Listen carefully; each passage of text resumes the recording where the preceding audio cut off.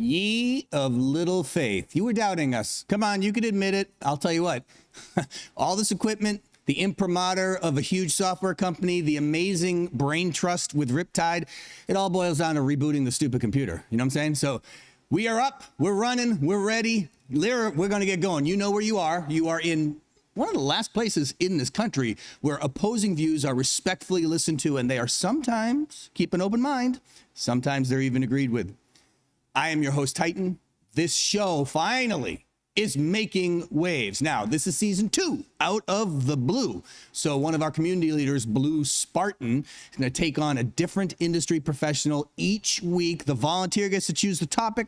Volunteer gets to choose which side of the argument that he or she is going to argue. Blue is stuck with the other side. Now, we still have 5 anonymous judges. They are still going to listen. You know how it works. 4 minutes of opening statements, 4 questions with 1-minute answers, and then 2-minute wrap up. You add it all up, it's 20 minutes. It ain't going to change your life. But for some of you, it just might change your mind.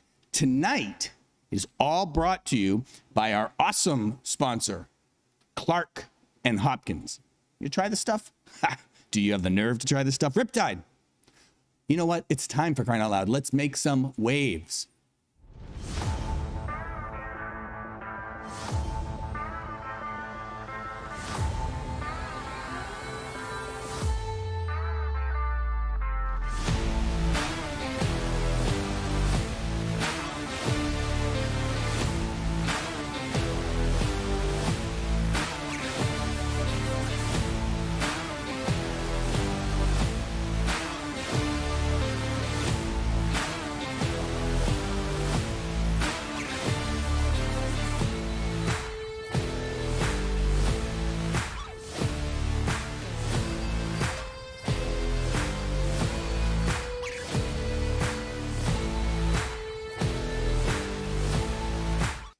Greetings, judges. Once again, we are constantly in your debt. Thank you so much for volunteering again to spend the night with us. Now, you know you've got those score sheets there. You can, as we go through the debate, you can judge each section of the debate from 5, which is excellent, all the way down to 1, which is wake me up when this dude's done speaking.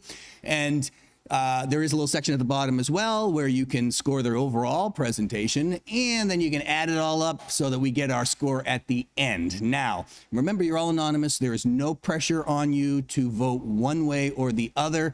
And before we introduce tonight's volunteer, let's see what the topic is that we're going to be debating, shall we? Tonight's topic is Twitch is the best platform for a streamer's long-term sustained growth. Twitch is the best platform for a streamer's long-term sustained growth. I'm betting that there's a few of you in the audience who have some opinion on this one. I want you to hold that opinion, listen to what you hear tonight, and see if you maybe change your mind. Let's introduce our volunteer. Tonight's volunteer, arguing the con side of this argument, by the way, disagreeing with the statement, is Ryan SamWiseDoggo Christen. Now, he is a licensed attorney, check that, in Minnesota with a Juris Doctorate from Mitchell-Hamlin School of Law. He specializes in intellectual property, corporate, finance, and banking law. While working as a corporate attorney, Ryan is also a volunteer attorney through the Central Minnesota Legal Services Clinic. SamWiseDoggo is a variety streamer and enjoys playing games from old school classics to new releases, just chatting streams to music streams. He plays League of Legends, Hearthstone, Call of Duty. His socials can be found at SamWiseDoggo TV, and his Discord name is SamWiseDoggo number 5067. That was a mouthful. Ryan, how you doing tonight? Welcome. I'm doing well. Thank you for that very smooth and energetic introduction. Well, we thank you for being here and for waiting for us to get our stuff together on this side. Thank you very much for the prep and for all of the time. Now, Ryan's opponent, as you all know, fresh, by the way, on the heels of his first victory of the season, so he's feeling all of that, is our friend Blue Spartan. Blue, how are you doing tonight? Doing great. Thank you. You got your work cut out for you tonight, my man. You're going up against an actual attorney. Are you hearing that? Okay, don't get yourself all nervous. I'm looking forward to it. Yeah, I can't wait. I'm going to be looking forward to this as well. Now, earlier, from what I understand, Ryan has chosen to go second, which means Blue is going to begin the debate. Again, as you know, 4 minutes on opening statements for both of you. Now, Ryan, since you are speaking second, Blue is going to be asking you your 4 rebuttal questions after you, and you will have 1 minute answers to each of those. Again, tonight's topic, just to remind everybody playing the home game, Twitch is the best platform. Wow, that's pretty good, Riptide. Right there on cue. I didn't even prep you for that. Twitch is the best platform for a streamer's long-term sustained growth. Twitch is the best. I'm thinking, Riptide, that Blue is going to zero in on that word best or the word long-term. He found some little magic ingredient last week that was getting him the victory, and I think he's going to play semantics. We'll see, because Blue gets to start the argument. All right, Blue, you are here to agree with this statement. Twitch is the best platform for a streamer's long-term sustained growth. You got 4 minutes. Make your case. All right, so Twitch is the best platform for streamers' long-term sustained growth, and here's why I believe that. First off, look at the track record Twitch has when it comes to making streamers big. All of the biggest streamers, all of the big streamer names that we know, Ninja, Tfue, Nick Merckx, Cypher PK, and so on, all of these guys got started on Twitch. And even if they're not currently still streaming on Twitch, with a lot of them still do, even after the whole Mixer thing went back to Twitch. Even if they don't still stream on Twitch, they got started on it and they developed long-term sustained growth from Twitch. Now, let's look at Twitch compared to a few other platforms. Twitch has the best interactive user interface. And what I mean by that is viewers can interact with the chat, whether it be with bits or, emotes, special emotes, stuff like that, depending on how long they subscribe to the person, etc. Twitch had all of these things before any other platform, and even a lot of other platforms don't even have these. So building a community on Twitch is a lot easier than another platform such as YouTube. Historically, YouTube has been known for creating 5, 10, 15, 30-minute videos on how-tos or, various other things. So Twitch or YouTube has not been the best platform for streamers. Now, there are some other platforms that are trying to rise up in the industry to provide the same thing that Twitch does, such as Facebook Gaming. Mixer tried to do it for a little while. And you got to think, Mixer came from a big company. I mean, this was Microsoft. And if they couldn't even compete with Twitch, it's very unlikely that another one of these platforms will be able to compete with Twitch. Now, I kind of digress a little bit, but my main point in this is no matter what platform you end up on in the future, by getting started on Twitch, you develop more of a community and a returning fan base or viewer base to where you could be sustainable and have long-term growth no matter where you go. Even when Ninja left Twitch and went to Mixer, all of his community that he built on Twitch followed him there and then followed him back. I think Twitch has the better platform as well to kind of get your name out there, because it seems like even if you're just getting started as a streamer, if you don't have a Twitch, it's almost like you're not really like. I think it's more so a brand thing too. Say you meet somebody, I'm a streamer. Where do you stream? Facebook Gaming. Every time I hear that, I'm like, yeah, I'm not going to check you out. But if you have a Twitch, I can easily check you out. Me personally, I started streaming on Twitch, and I developed a pretty regular viewer base, continually returning and watching me stream. So that was nice. I did try Mixer for a little while, and as well as YouTube, and it didn't seem like I even had the same number of viewers, even though numbers don't always count, but also the same interaction. So with all of that being said, Twitch is definitely the best platform for a streamer's long-term sustained growth.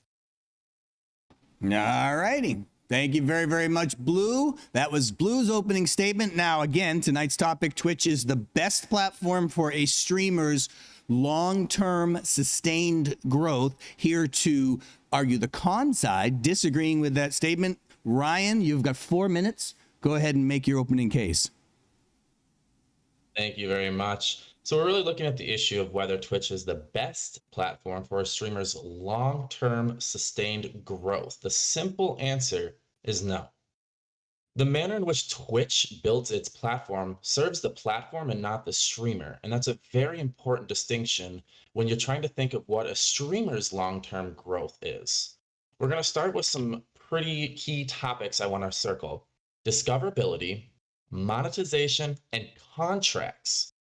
First being with discoverability, YouTube has streaming, VODs, multi-channel content, YouTube Shorts, social media integration. They have variety of content, and they have perks for new streamers, being a 70-30 split versus an affiliates 50-50, and this is for new streamers.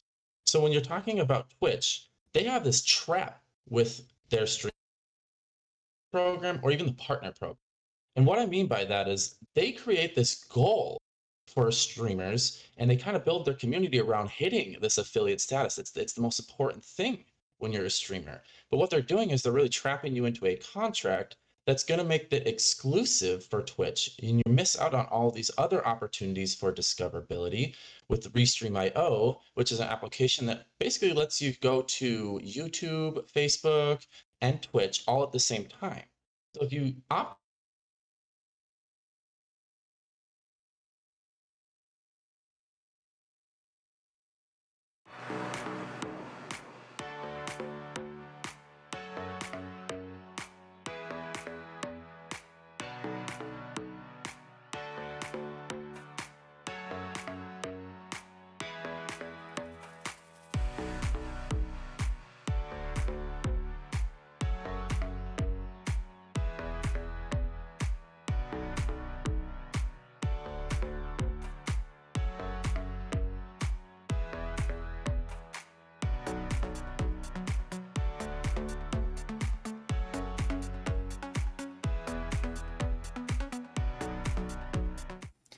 Hold on just a second there, Ryan, because I think somebody was sabotaging you on that one. I'm going to say that was dirty pool. So we'll take it back to, sorry, the last point that you were making. Go ahead. Somebody was opting for something like O or one of the others.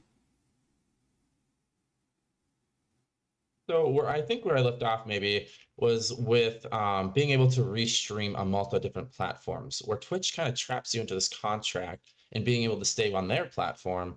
Other opportunities like YouTube, for instance, with their program, they don't opt you into this type of contract where if you do sign to go with their program, similar to like Twitch's affiliate, they don't force you to stay on that platform. They allow you to restream through YouTube. They even let you to go onto Twitch if you want. So when you think of this long-term sustained growth, what type of audience do you want to reach? You want to reach a broad, bigger spectrum of viewership. But with Twitch, they seem to limit you onto their platform alone, which forces the person, which I'll talk about later, to really have to put in a lot of extra effort to get discoverability, to get people to move from social media websites to other platforms, to get them to go onto their Twitch. And one really important thing to realize is that I looked up some research and it actually shows that to get someone to move from a social media platform onto their Twitch, 1 in 3 followers from their social media actually follow, and that's from Alpha Gaming. So when you think about that much extra effort, do you really have, as far as a streamer, to put that much time when you are thinking of these are people who have full-time jobs, careers and such? They don't have the same amount of time to put in to be able to have this long-term sustained growth. Moving into monetization, it's the same thing. I know Blue Spartan talked about all these different great platforms for interacting in the chat with the bits and donation, but YouTube has 10 different avenues of income where Twitch has 3. YouTube has ads, they have recurring subs, they have in-chat donations. We're talking about bits and such for Twitch. They have super chats, stickers for YouTube. They're having a gifted sub option come through. So really, Twitch isn't the only one whose platform has this monetization theory where they're able to integrate the users with the live stream on somewhere like YouTube. And lastly, I don't know exactly where my time is, unfortunately, but I'm going to quickly wrap it up with contracts. And I know I wanted to bring it back to that because it seems like places like YouTube, and we were talking about these bigger name streamers who started on a Twitch but eventually moved to YouTube, and essentially because it's about the freedom. YouTube doesn't have this trap where other bigger streamers do. And it seems like what you're getting on places like YouTube is that they're allowing lesser hours streamed on their contracts as opposed to somebody on Twitch. And when you balance that, you got to think the long-term sustained growth isn't about the money alone or the discoverability. It's on the person's mental health, their ability to stream these long hours. You have to think that they're going to lack in content. They're going to lack in their ability to be excited to go back to quote work when they have to force to put these crazy amount of hours on top of finding people to edit videos to get to other platforms other than Twitch, like YouTube and social media, to keep their relevant in the streaming game possible. So with those 3 points, I will leave it at discoverability, monetization, and the contracts make pretty much any platform, but especially this new industry leader that I predict in the next couple of years, YouTube, to eventually take over Twitch. All right. Thank you very much. Even with the technical hiccup in the middle, really appreciate that. Great opening statement. Now, almost called him by his real name, Blue. You now, as you know, get 4 questions for Ryan. So we're going to start with question number 1. Ryan, you will have 1 minute rebuttal answers. Go ahead, Blue. Okay. First question. Do you stream? And if so, which platform do you stream on? So I do stream, and I do stream on Twitch.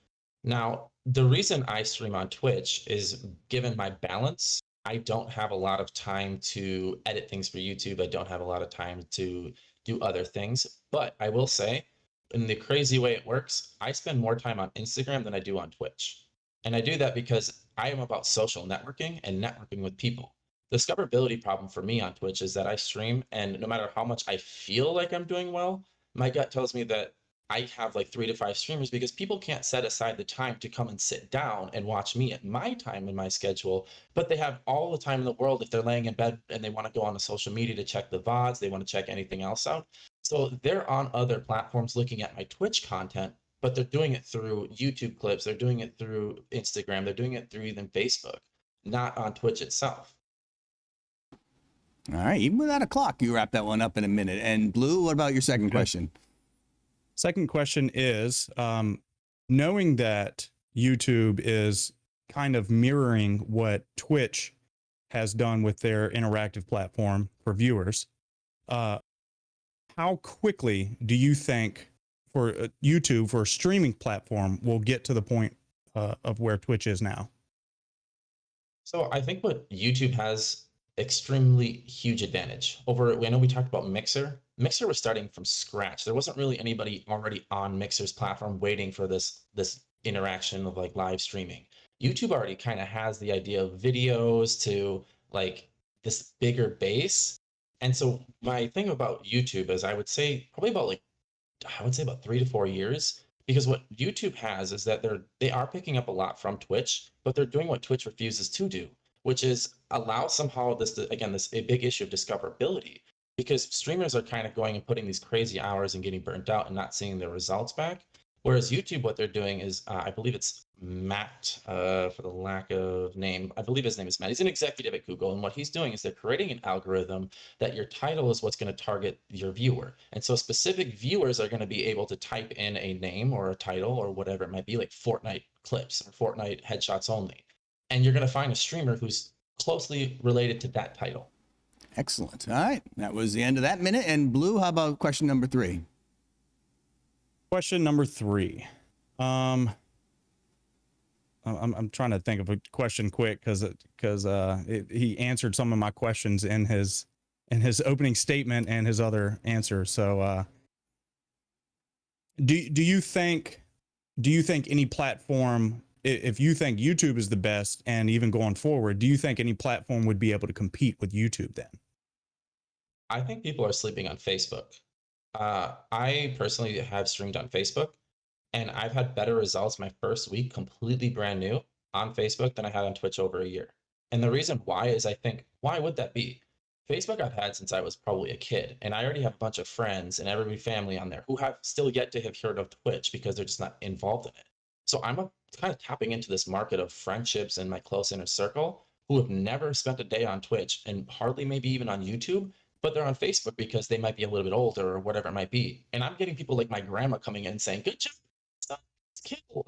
Maybe not that crazy, but the point that I'm making is that there's another untapped discoverable market on Facebook that's just completely different than the culture on YouTube or even on Twitch. So I don't think that Facebook should be slept on as much as it is. And if we're not careful, they also own a lot of these social media sites, right? Instagram.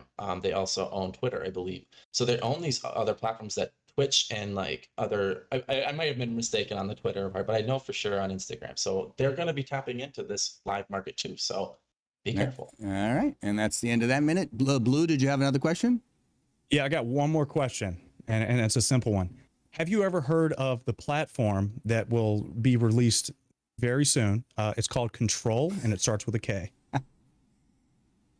I have not. No, I feel like I might have should, but I have not heard Control. Blue, I'm gonna. Can I have your minute then on that one so I can tell you what it is? Yeah, go ahead, Blue. I'm gonna give you.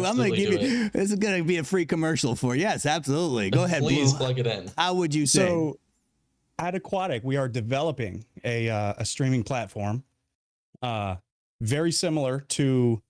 I don't know how much I can actually share on this, but it's going to be very similar to the streaming platforms. Imagine a streaming platform where you also have social media integration. So imagine all the social media sites you know of and the streaming platforms you know of, mix that into one big pie, and that's Control. And we are actually developing it at Aquatik. All right. So I will, if it's okay, if I take a second, that actually sounds like an insanely good idea. I will look. Sounds like an insanely good idea. We are accepting beta testers right now for what we have now. And that site is, I believe it's control.gg. I believe it's control.gg. We'll be talking about that later in the show. Control.gg. Okay. Do you have you don't have the address handy, Riptide? Riptide will get that address. Control.gg, and then you go down and click on the button that says sign up for the beta. Excellent. Nice job, Blue. We appreciate the shameless plug. And we'll be sure to have Ryan back on in another month or two to debate whether or not Control is the best platform for anybody's sustained long-term growth. But in the meantime, Ryan, you've heard Blue's opening statement. Do you have questions for Blue? I do, yes. So one question I want to ask, how can Twitch's discoverability meet with YouTube's? And what I mean by that is, what do they have to do to catch YouTube in terms of total views? And I'll maybe just trail off real quick and say that someone like Osmond Gold just released a statement saying on Twitch, his total live views is 14 million. But on YouTube, when he posts, it's 50 million. So how can Twitch match that when it's basing the live stream viewers versus VOD viewing? Do better, I guess you could say. Honestly, YouTube is a whole nother world when it comes to their platform, because I mean, you got to think, for one, they're in what I feel like it would be many more countries than Twitch, because Twitch has kind of a specific vibe, a specific community based around it. YouTube is so universal as far as what kind of content is being put on there. Twitch is very specific. I believe Twitch's searchability is a little bit better than YouTube, because if you search for some type of content on YouTube, you have a bazillion videos that you can go through, and then you'd have to watch at least a few minutes of it to figure out if that's what you're really looking for. But say you're looking for that on Twitch, you can search, even down to 1 viewer, 0 viewers, something like that, which I've done in the past, and I've been able to find smaller streamers and stuff like that. But either way, I think there are 2 different platforms. So my minute's up. Sorry. Yes, it is, but that was nice. Closed right at a minute, and almost called him Sam Wise. See, I'm doing things with everybody's name tonight. Ryan, how about question number 2?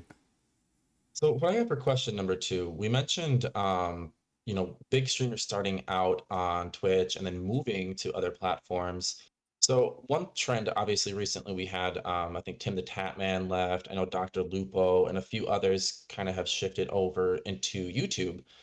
So how can Twitch keep these big name streamers when you have YouTube who are offering them the bag, right, the money, and it seems like their terms are a little bit more lenient for the streamer. And what I mean by that is more flexibility and freedom enabled to what their content and stream is.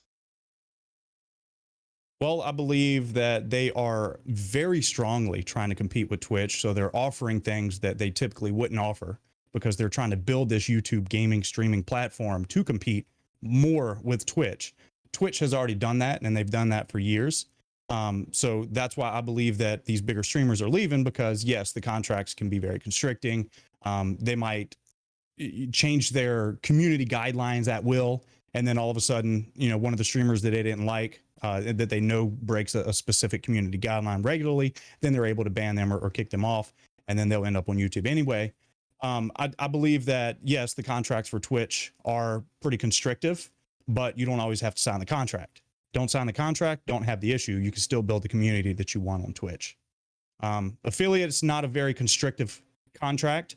As far as restream goes, you can always stream on Twitch, and then you can, an hour later stream on another platform if you want. You don't always have to do something like restream. Minutes up. I like that, Blue. I don't even have to tell you that. And Ryan, do you have another question for Blue? I do. So, question then, kind of switching gears now into maybe a different type of genre or thought. With the emergence of mobile games, especially, how do mobile games play out on whether YouTube or Twitch will be the leaders in the future? Because currently the statistics show that when it comes to mobile gaming, YouTube is the leader over Twitch. I didn't know that, but that's great to know. I have not followed a lot of statistics when it comes to mobile gaming, just because I'm not big on mobile gaming myself. I'd rather play a game on a bigger screen than something the size of my hand or smaller. But either way, I'm sure Twitch will find a way to compete with YouTube on the mobile gaming scene, just like companies that rival each other do. Always making improvements, always making changes. That's just how the world operates. That's the only answer I have for that, though. All right. And Ryan, do you have one more question for Blue?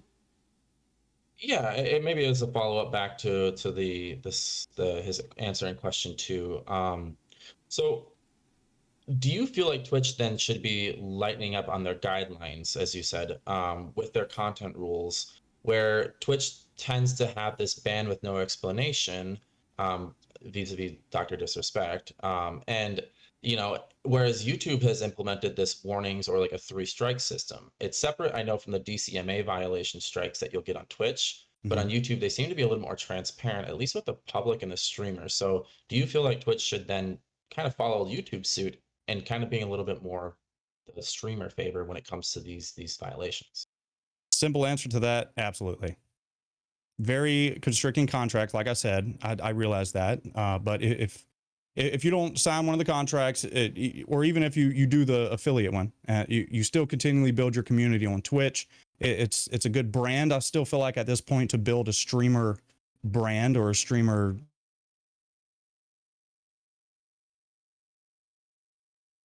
always have to stay on that platform. You build your community, which is something long term that you have people returning to you, and then sustain that even if it's on another platform. So that's my answer for that. All right.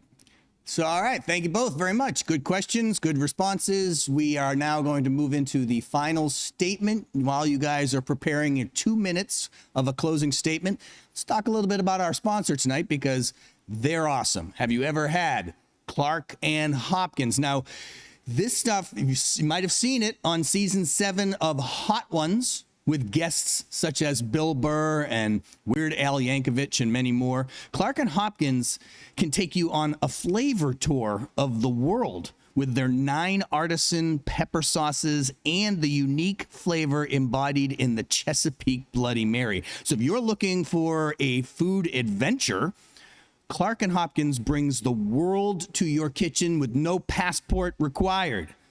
Selection is 100% all natural, gluten-free, and vegan.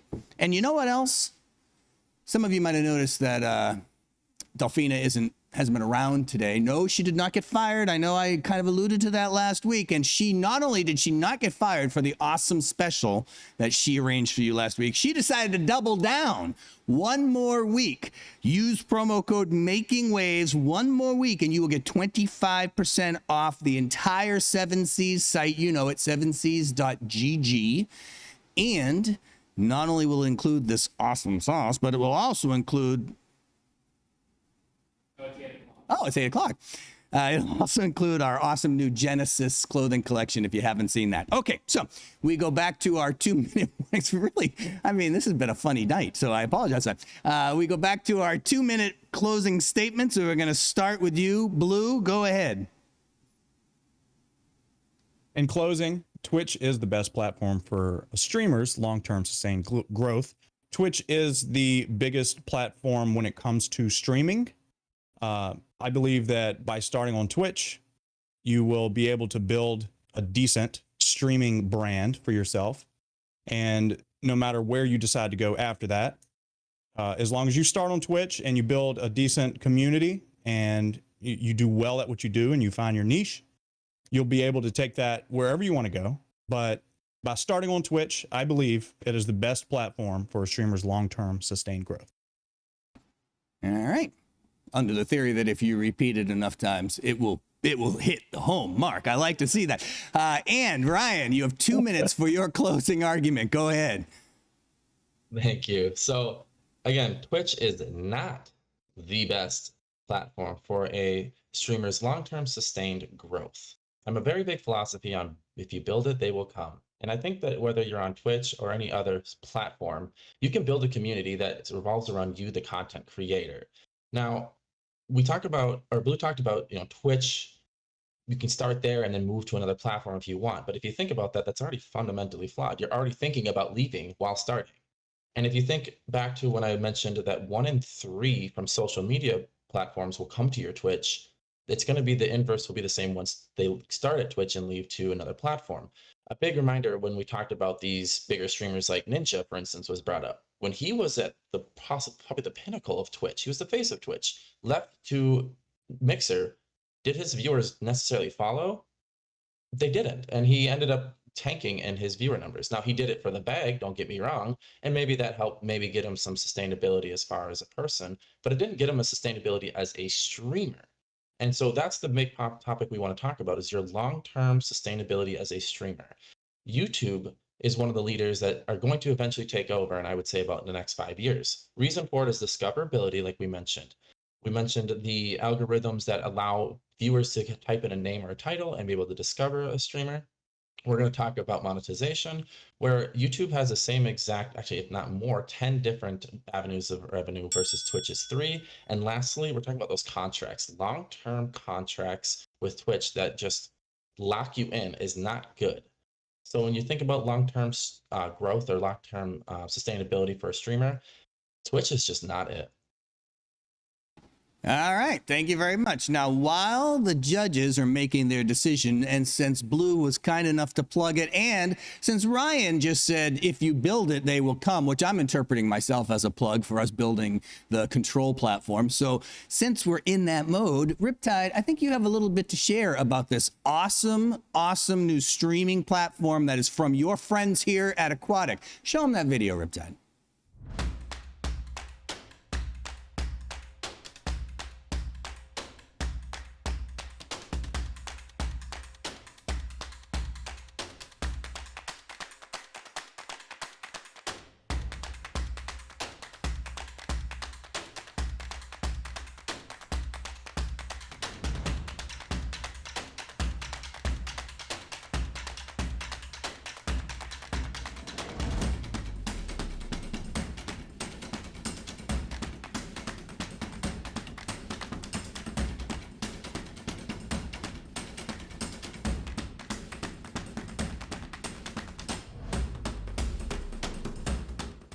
You saw it at the end, just like Blue said, the beta is around. So, and you saw the website, control.gg, control with a K, again, because Neptune cannot spell. Have you seen his name? I mean, it's just, he just has a problem. But anyway, control.gg is the site. Now, let's see if we have got, oh, well, now that's a big surprise. Once again, I have the pleasure to announce Ryan. I thought I'd get your excitement a little bit there, Blue, just to make you think for a moment. But nope, Ryan has taken the prize tonight. Ryan, congratulations. Nicely done. Nicely done. Don't spend all your winnings in one place. Now, before we say goodbye to Ryan and talk about next week's topic, I get on my favorite segment. I love this segment. I always try to figure out, one time, too, when we first started the first episode of the season, my wife said, he didn't fool me a bit. I knew exactly what he was thinking. So I like this segment. Let's see if he fooled you. This segment is, which is the true Blue? Did Blue argue what he really believes tonight, or does Blue believe what Ryan believes? Blue, what is the true Blue tonight? Oh my gosh. Oh, I thought you were frozen. You have to say that again. You were frozen for a second. We're never going to find the real Blue. Try that one more time. There is no denying that Twitch is dying. And I do not believe that they are the best platform for long-term sustained growth. Not at all.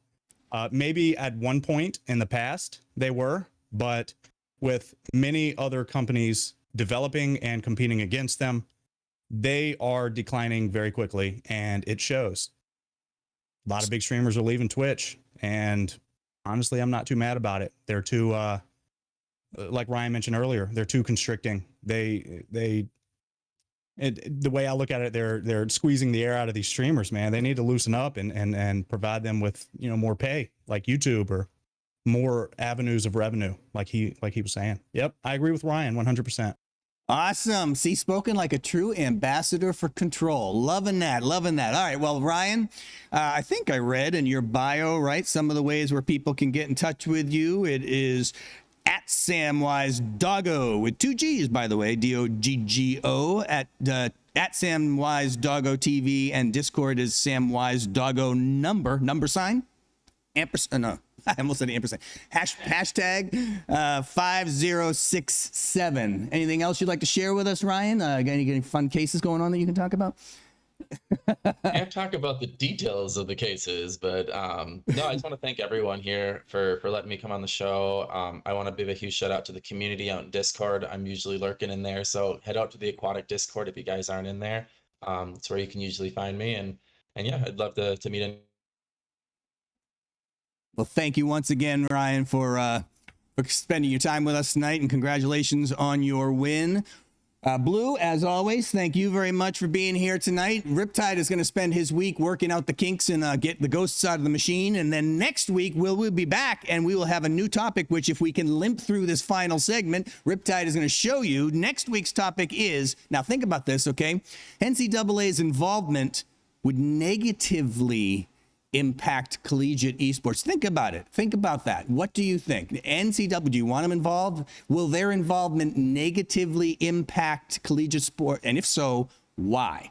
And I have that debate next week. As always, Blue gets to take on one of our community professionals, and we will find out what Blue really thinks, and we'll find out if he's able to convince us one way or the other. In the meantime, we are going to tear this puppy down and build it back up again, right, Riptide? We're going to, yeah, that's right. Next week will be flawless. You trust me on this one. Come back.